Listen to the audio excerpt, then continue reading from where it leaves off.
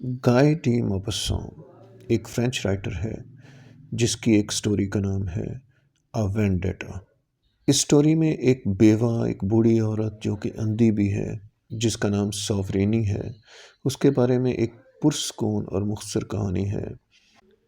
یہ عورت اپنے بیٹے کے قتل کا بدلہ لینے کے لیے ایک فیصلہ کرتی ہے۔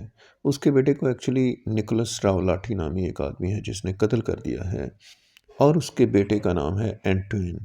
قتل کا بدلہ لینے کے لیے وہ عجیب طریقے سے ایک پلاننگ کرتی ہے، کیونکہ وہ اندھی بھی ہے اور بہت بوڑھی ہے۔ ظاہر ہے وہ اپنے ہاتھوں سے تو کسی سے بدلہ نہیں لے سکتی، تو اس کے لیے وہ اپنا ایک پالتو کتا جو ہے اس کو تیار کرتی ہے، اس کو تربیت دیتی ہے اور اسے اکساتی ہے کہ وہ ایک ڈمی انسان پر، یعنی ایک پتلے پر وہ وحشیانہ حملے کرے، اور تاکہ وہ اپنا بدلہ لے سکے۔ بات یہ ہے کہ راولاٹی جو ہے وہاں سے بھاگ چکا ہے اور وہ کسی اور گاؤں میں جا کے رہنا شروع کر دیا ہے۔ اس نے وہ بہت زبردست طریقے سے پلاننگ کرتی ہے اور اپنے کتے کو بار بار اس بات پہ آمادہ کرتی ہے کہ وہ کچھ بھی انعام حاصل کرنے یا کھانا کھانے کے لیے اپنے انتقام لے اور اس ڈمی کو چیر پھاڑ دے۔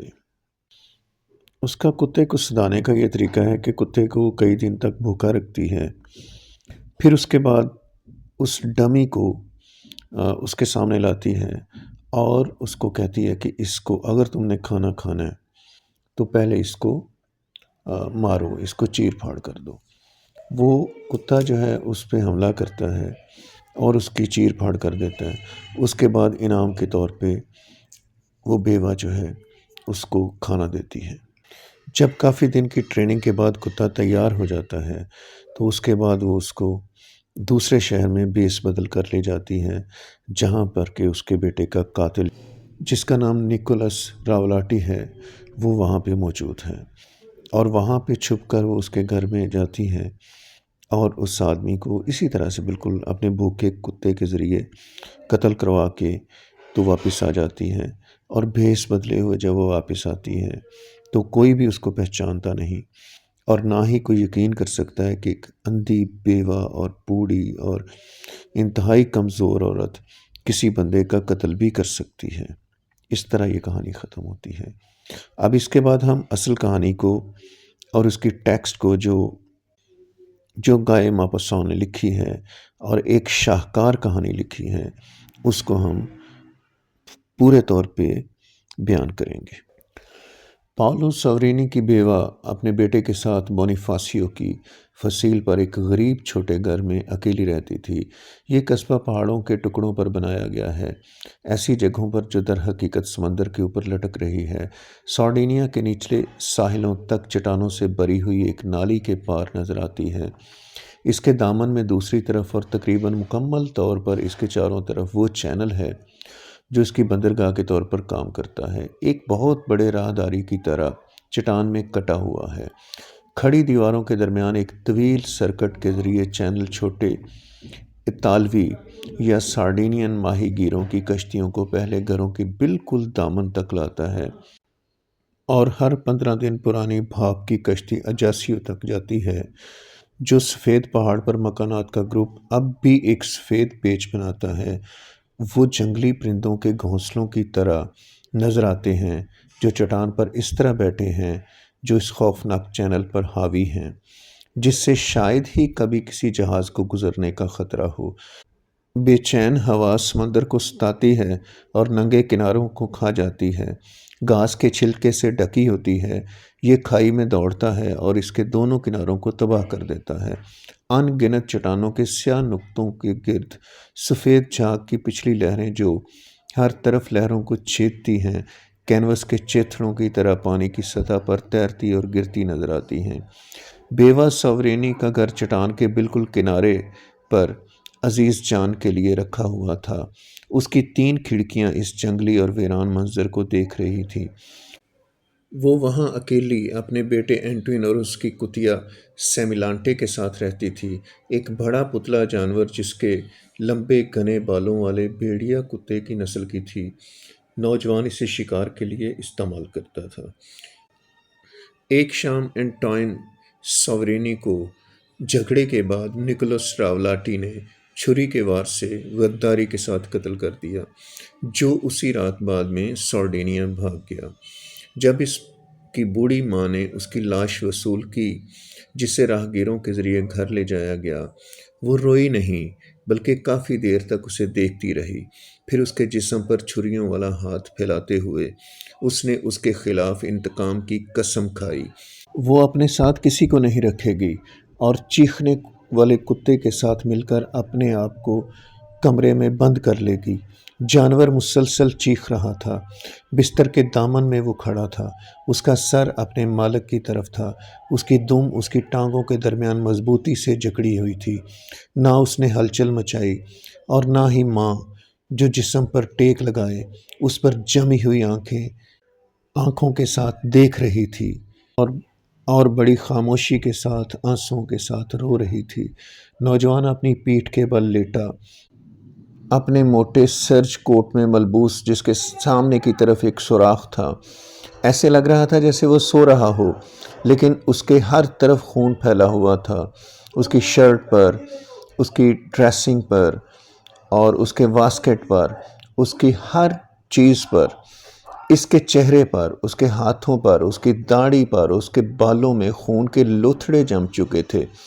بوڑھی ماں آہستہ آہستہ اس سے کچھ کہنے لگی، کچھ بولنے لگی، اور جب اس کی آواز سنی، کتا تھوڑی دیر کے لیے خاموش ہو گیا۔ وہاں تم سے بدلہ لیا جائے گا میرے چھوٹے بچے، میرے غریب بچے، سو جاؤ، تمہارا بدلہ لیا جائے گا۔ کیا تم نے سنا؟ تمہاری ماں قسم کھاتی ہے اور تمہاری ماں ہمیشہ اپنی بات پر قائم رہتی ہے۔ تم جانتے ہو کہ وہ کر گزرتی ہے۔ وہ اپنے ٹھنڈے ہونٹوں کو مردہ ہونٹوں پر دباتے ہوئے آہستہ آہستہ اس کے اوپر جھک گئی۔ کتا سیمیلانٹے ایک بار پھر چیخنے لگا اور بوڑھی عورت بھی دل دہلا دینے والی خوفناک چیخوں کے ساتھ دوبارہ چیخنے لگی۔ ان کا جوڑا، وہ عورت اور کتا، صبح تک روتا رہا۔ اگلے دن اس لڑکے اینٹوائن ساورینی کو دفن کر دیا گیا اور اس کے بعد بونیفاسیو میں کوئی بھی بات چیت اس کے بارے میں نہیں ہوئی۔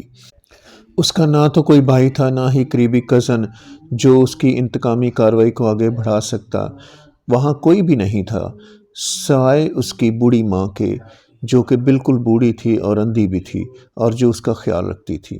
کہ دوسری طرف وہ صبح سے رات تک ساحل پر ایک سفید دھبا دیکھتی رہتی۔ یہ ایک چھوٹا سا سارڈینین گاؤں تھا جس کا نام لانگو سارڈو تھا، جہاں بہت زیادہ دباؤ کے بعد کورسیکن ڈاکو پناہ کے لیے بھاگ چکے تھے۔ انہوں نے اپنے ملک کے ساحلوں کا سامنا کرتے ہوئے اس بستی کی تقریباً پوری آبادی کو تشکیل دیا تھا، اور انہوں نے گھر آنے کے لیے، کورسیکا کے ماکیس میں واپس آنے کے لیے ایک مناسب لمحے کا انتظار کر رہے تھے۔ وہ جانتی تھی کہ نکولس راولاٹی نے بھی اسی گاؤں میں پناہ لی ہوئی تھی۔ دن بھر اکیلی کھڑکی کے پاس بیٹھی اس نے ادھر ادھر دیکھا اور بدلہ لینے کا سوچا۔ وہ دوسرے کی مدد کے بغیر یہ کیسے کر سکتی تھی؟ اتنی کمزور، موت کے اتنے قریب، لیکن اس نے وعدہ کیا تھا، اس نے اپنے بیٹے کے جسم پر قسم کھائی تھی۔ وہ بھول نہیں سکتی تھی، انتظار نہیں کر سکتی تھی کہ اسے کیا کرنا تھا۔ وہ اب رات کو سو بھی نہیں سکتی تھی۔ اس کے پاس مزید نیند اور سکون نہیں تھا۔ اس نے سختی سے راستہ تلاش کیا۔ کتا اس کے قدموں پر سوتا تھا اور کبھی سر اٹھا کر خالی جگہوں پر چیختا تھا۔ جب سے اس کا مالک چلا گیا تھا وہ اکثر اس طرح چیختا تھا جیسے وہ اسے پکار رہی ہو، جیسے اس کی حیوانی روح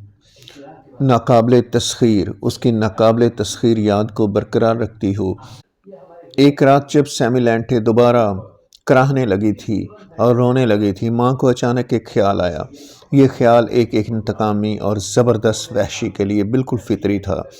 وہ صبح تک اس پر غور کرتی رہی، پھر دن ڈھلتے ہی وہ چرچ چلی گئی۔ اس نے دعا کی، پتھروں پر گھٹنے ٹیک کر خدا کے سامنے سجدہ ریز ہو کر اس سے التجا کی کہ وہ اس کی مدد کرے، اس کے برقرار رکھے، اس کے کمزور بوسیدہ جسم کو اپنے بیٹے کا بدلہ لینے کے لیے ضروری طاقت فراہم کرے۔ پھر وہ گھر لوٹ آئی۔ صحن میں ایک پرانا بیرل کھڑا تھا جس کے اطراف میں چولہا تھا جس میں بارش کا پانی تھا۔ اس نے اسے الٹ دیا، اسے خالی کر دیا اور اسے لکڑیوں اور پتھروں سے زمین پر ٹکا دیا۔ پھر اس نے سیملانٹے کو اس جگہ پر جھکڑ لیا اور گھر میں چلی گئی۔ اس کے بعد وہ اپنے کمرے میں اوپر اور نیچے چلنے لگی، کوئی آرام نہ کرتے ہوئے۔ اس کی نظریں پھر بھی سارڈینیا کے ساحل کی طرف تھیں۔ وہ وہاں ہی تھا، وہ قاتل۔ سارا دن اور ساری رات کتا چیختا رہا۔ صبح ہوئی تو بوڑھی عورت نے اسے ایک پیالے میں تھوڑا سا پانی دیا، لیکن کچھ اور نہیں، کوئی سوپ، کوئی روٹی نہیں۔ سیملانٹے تھکا ہوا تھا اور سو رہا تھا۔ ایک دن اور گزر گیا۔ اگلے دن اس کی آنکھیں چمک رہی تھیں، اس کے بال کھڑے ہو گئے تھے اور اس نے شدت سے زنجیر کو کھینچ لیا۔ پھر بوڑھی عورت نے اسے کھانے کو کچھ نہ دیا۔ جانور بھوک سے پاگل ہو کر بھونک رہا تھا۔ ایک اور رات گزر گئی۔ جب دن چڑھا تو ماں ساورینی اپنے پڑوسی کے پاس گئی، اس سے بھوسے کے 2 گٹھے دینے کو کہا۔ اس نے اپنے شوہر کے پہنے ہوئے پرانے کپڑے لے لیے اور انہیں ایک انسانی شکل میں تنکوں سے بھر دیا۔ اس نے سیملانٹی کے ڈاگ ہاؤس کے سامنے ایک پوسٹ لگائی اور اس نے ڈمی فگر کو اس سے باندھ دیا جو اب ایسا لگ رہا تھا جیسے وہ کھڑا ہو۔ پھر اس نے پرانے کپڑوں کے رول سے ایک سر بنایا۔ کتے نے حیران ہو کر اس بھوسے والے آدمی کی طرف دیکھا اور خاموش رہا، حالانکہ بھوک سے وہ نڈال ہو چکا تھا۔ پھر عورت سور کا گوشت قصاب کے پاس لینے گئی اور کالی کھیر کو گرل کیا اور اسے پکایا۔ سیملانٹے منہ میں جھاگ بھرے ہوئے اچھل کر اس کی طرف دیکھ رہا تھا۔ اس کی نظریں کھانے پر جمی ہوئی تھی جس کا ذائقہ اس کے پیٹ تک پہنچ رہا تھا۔ پھر بوڑھی ماں نے دھومے کے ساسج کے ساتھ سٹرا کے لیے ایک کالر بنایا۔ اس نے کافی دیر تک اس کی گردن کو کوڑے مارے جیسے اسے اندر سے بھرنا ہو۔ ایک زبردست جکڑے کے ساتھ جانور نے ڈمی کے گلے پر چھلانگ لگائی اور کندھوں پر اپنے پنجے رکھ کر اسے پھاڑنا شروع کر دیا۔ وہ اپنے منہ میں شکار کا ایک ٹکڑا لے کر واپس گر گئی، پھر اس پر دوبارہ ٹکرائی اور اپنے دانت ڈوریوں میں پیوست کر دیے۔ کھانے کے چند ٹکڑے پھاڑ کر دوبارہ گرے اور ایک بار پھر بے رحمی سے اس نے چھلانگ لگائی۔ زبردست کاٹنے کے ساتھ اس نے اس ڈمی کا چہرہ توڑ دیا اور پوری گردن کو ٹکڑے ٹکڑے کر دیا۔ بوڑھی عورت بے حرکت اور خاموشی سے دیکھتی رہی۔ اس کی آنکھوں میں چمک تھی۔ اس کے بعد اس نے اپنے کتے کو دوبارہ زنجیروں میں جکڑ دیا اور اسے مزید 2 دن تک بغیر کھانا کھلائے اور بھوکا رکھا اور عجیب و غریب کارکردگی کو دہرایا۔ پورے 3 مہینے تک وہ اپنے کتے کی اسی طرح سے تربیت کرتی رہی اور دانتوں کے ذریعے کھانے کی فتح کو وہ کتا منایا۔ اس کے بعد اس نے کتے کو مزید زنجیروں سے نہیں باندھا بلکہ اسے ایک نشانی کے ساتھ ڈمی پر لاد دیا۔ کتے کو گلے میں کھانا چھپائے بغیر اسے پھاڑنا اور کھا جانا سکھایا تھا۔ اس کے بعد وہ کتے کو کالی کھیر کا تحفہ دینے لگی جو اس نے اس کے لیے پکائی تھی۔ جیسے ہی اس نے اس آدمی کی طرف دیکھا تو سیملانٹے کانپ اٹھی، پھر اپنی نظریں اپنی مالکن کی طرف موڑ دیں جو اسے کہتی ہے، یہاں سے چلی جاؤ۔ آخر کار جب اس نے فیصلہ کیا کہ وہ وقت آ گیا ہے، ساورینی نے اعتراف جرم کیا اور ایک اتوار کی صبح ایک پرجوش انداز میں بات چیت کی اور اس کے بعد ایک مرد کے کپڑے پہن کر ایک پرانے چتھڑے پھٹے ہوئے بھکاری کی طرح اس نے سارڈینی مچھیرے سے سودا کیا جو اسے کتے کے ساتھ آبنائے کی دوسری طرف لے گیا۔ کینوس کے تھیلے میں اس کے پاس کالی کھیر کا تحفہ تھا جو اس نے سیملانٹے کے لیے بنایا تھا۔ سیملانٹے نے 2 دن سے کچھ نہیں کھایا تھا۔ ہر منٹ میں بوڑھی عورت اسے لذیذ کھانے کی خوشبو سونگھاتی تھی، اس سے اس کی بھوک اور بھی موٹیویٹ ہوتی تھی۔ کشتی پر بیٹھ کر وہ لانگوسارڈو آ گئے۔ کورسیکن عورت قدرے لنگڑا رہی تھی۔ وہ نانبائی کے پاس گئی اور نکولس راولاٹی کے گھر کے بارے میں دریافت کیا۔ اس نے اپنا پرانا پیشہ لکڑی کے کام والا دوبارہ شروع کر دیا تھا۔ وہ اپنی دکان کے پیچھے اکیلا ہی کام کر رہا تھا۔ بوڑھی عورت نے دھکا دے کر دروازہ کھولا اور اسے پکارا، ارے نکولس! وہ مڑا۔ پھر ساورینی نے اپنے کتے کو چھوڑ دیا اور اسے پکارا، آف آف، اسے کاٹو، اسے کاٹو۔ پاگل درندہ آگے بڑھا اور اس کا گلا پکڑ لیا۔ آدمی نے اپنے بازو باہر نکالے، کتے کو جکڑ لیا اور وہ زمین پر لڑک گیا۔ چند منٹ تک وہ کراہتا رہا اور اپنے پیروں سے زمین کو پیٹتا رہا۔ اس دوران سیمولانٹے اس کے گلے کو پھاڑتی رہی اور اسے ایسے پھاڑ دیا جیسے ایک ربن کو پھاڑا جاتا ہے۔ کتے نے اس کے گلے کو چیر پھاڑ ڈالا تھا۔ شام کے وقت دو آدمی اپنے دروازے کے باہر بیٹھے ہوئے آپس میں باتیں کر رہے تھے کہ کیسے ایک غریب بوڑھا فقیر ایک دبلے پتلے کالے کتے کے ساتھ باہر نکلتا ہوا دیکھا گیا، جس نے چلتے چلتے ایک بری چیز کھا لی ہو جو اس کا مالک اسے دے رہا تھا۔ شام کو بوڑھی عورت اپنے گھر لوٹی۔ اس رات وہ بہت اچھی طرح سوئی تھی۔ تو یہ تھی کہانی بدلے کی کہانی، وینڈیٹا، جس کا رائٹر ہے گائے ماپسان۔